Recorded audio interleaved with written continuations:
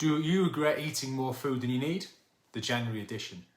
Before I start digging into the actions of the masses, and possibly you reading and listening to this, I want to be clear. We always do what we think is best with the knowledge we have at that moment in time. We all fall into various thought traps. Some people focus on themselves excessively, some on how well they're doing, some on how badly. Others get lost to their families, impacting their own health and their families as a result. Often, we look at how much better things could be, not how much worse they could be. Maybe it's all three. It's important to face the music and to not feel attacked. Without awareness of this, we can't change it. I also have a first-class ticket on the Hypocrite Express, as this is me processing my own behaviours and thoughts, as I'm part of the problem currently.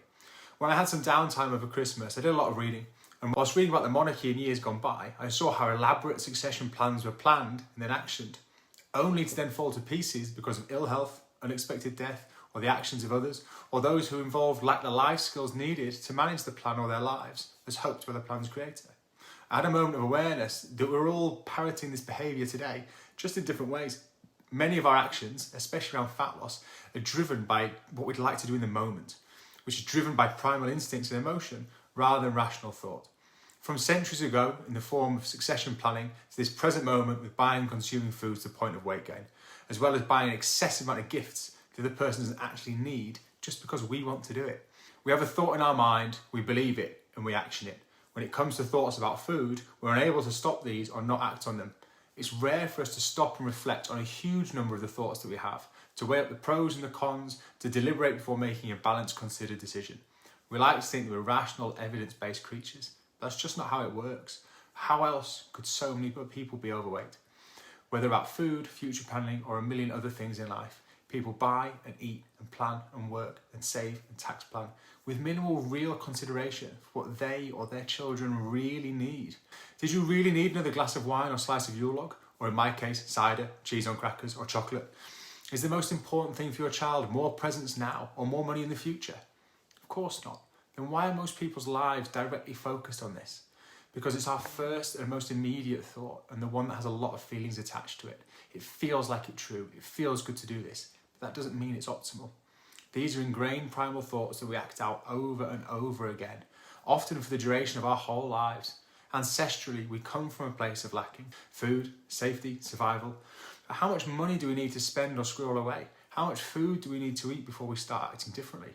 When we cut back on these things, do we really suffer? Humans are notoriously bad at knowing what will make them happy.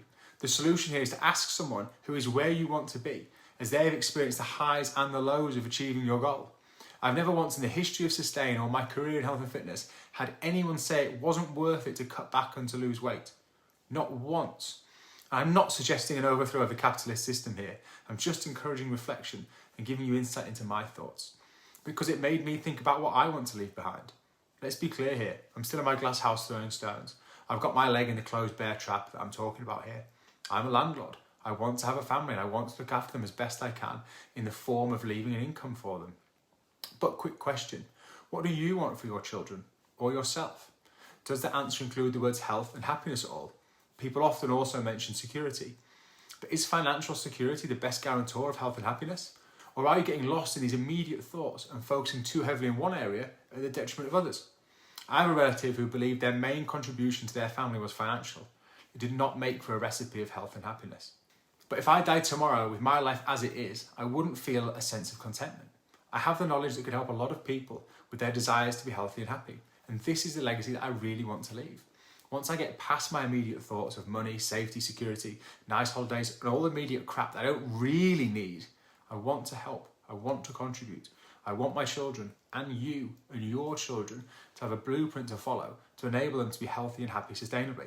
I don't want to leave a fragile physical empire that can be spent or wasted and quite frankly doesn't contribute to overall happiness anywhere near as much as life skills. Look at the obesity rates in this country and the Western world. Look at the mental health stats.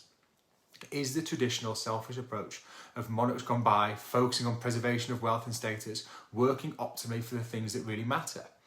The content I create and the system I'm looking to put in place will hopefully help you to be healthier and happier too.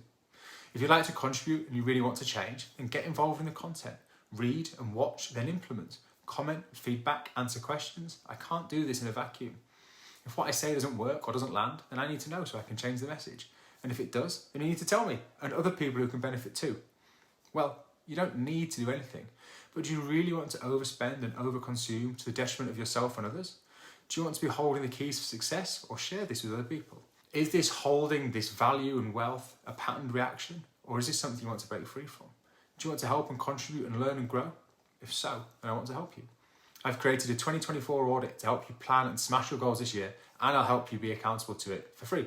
Simply comment audit below and I'll send this over to you.